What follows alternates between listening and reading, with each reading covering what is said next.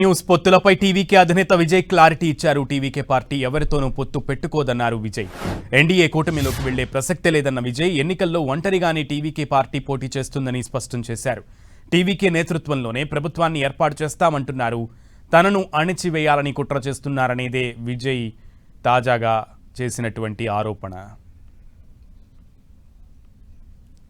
Vijay comments కి సంబంధించి మరింత సమాచారం మా ప్రతినిధి మురళీని అడిగి తెలుసుకుందాం. మురళి, అంటే మొత్తంగా విజయ్ పార్టీకి సంబంధించిన చాలా వరకు ఇవాళ క్లారిటీ వచ్చింది ఎన్నికల్లో ఏంటనేది. తాము ఒంటరిగానే పోటీ చేస్తున్నట్టు టీవీకే అధినేత విజయ్ ఇవాళ ఒక సంచలన ప్రకటన చేశారు.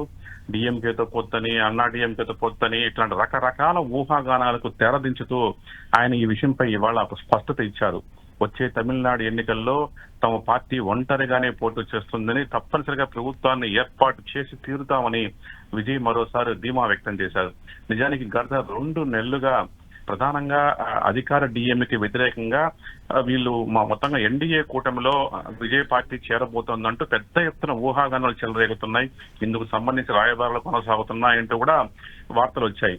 ఇందులో భాగంగానే విజయ్ కు ఎన్డీఏ కూటమి సీఎం పదవి ఆఫర్ ఇచ్చిందని, 50కి పైగా స్థానాలు ఇస్తామని కూడా హామీ ఇచ్చినప్పటికీ ఆయన దాన్ని తిరస్కరించినట్టు తెలుస్తోంది. మురళి, ఈ చర్చలన్నీ జరుగుతున్నాయి.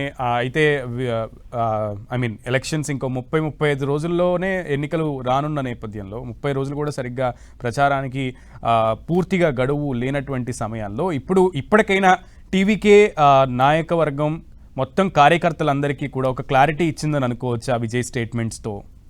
చాలా వరకు క్లారిటీ ఇచ్చేసింది. ఎందుకంటే ఇప్పటికే క్యాడర్ లో కూడా ఒక సందిగ్ధం ఉండేది.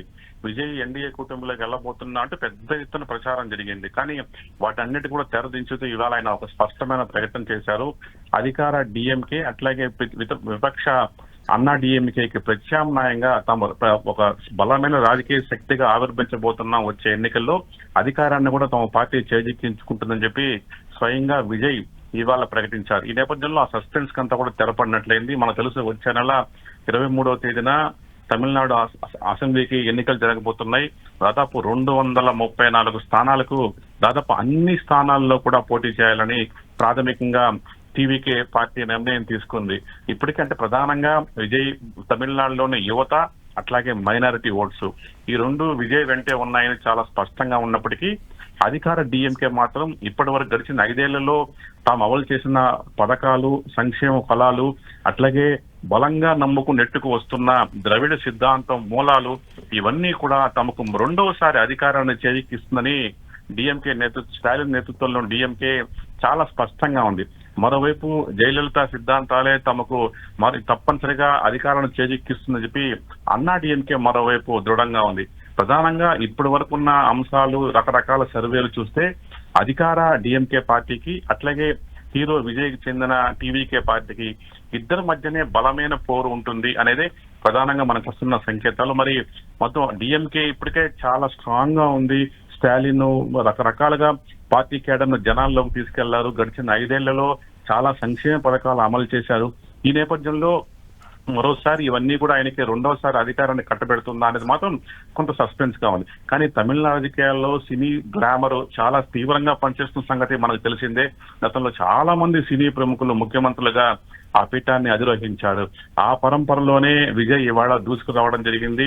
మధ్యలో ఆయనకు 2-3 వ్యక్తిగత సమస్యలు, రాజకీయ పరమైన సమస్యలు వచ్చినప్పటికీ వాటన్నిటినీ అధిగమిస్తూ ఇవాళ ఒంటరిగానే పోటీకి సిద్ధపడడం అనేది రాజకీయంగా పెను సంచలనం కలిగిస్తోంది. ఒకవైపు కరూరు ఘటన పైన ఇప్పటికే సిబిఐ దర్యాప్తు కొనసాగుతుంది. ఈ విషయంలో హీరో విజయ్ బహుశా అతనిపై కూడా అరెస్టు కావచ్చు అన్న ప్రచారం జరుగుతుంది. మరోవైపు ఆయన ఆఖరి సినిమా జననాయకను ఇప్పటి వరకు విడుదలకు నోచుకోలేదు. ఇవన్నీ ఒక వ్యక్తి అయితే మరోవైపు కుటుంబ అంశాలు తెలుసు. భార్య ఇప్పటికే విడాకులకు దరఖాస్తు చేసుకున్నది. ఈ నేపథ్యంలో విజయ్ త్రిష మధ్య సంబంధాల గురించి రకరకాల ఊహాగానాలు చెలరేగుతున్నాయి. ఇన్ని ప్రతికూల పరిస్థితులన్నింటినీ కూడా పక్కన పెట్టి హీరో విజయ్ పూర్తి ధీమాతో, విశ్వాసంతో ఇవాళ ఒంటరిగా పోటీ చేయబోతున్నట్టుగా ప్రకటించడం తమిళ సినీ రాజకీయాల్లో తమిళ రాజకీయ విషయాల్లో కూడా అత్యంత సంచలనంగా మారింది. ఓకే మురళి.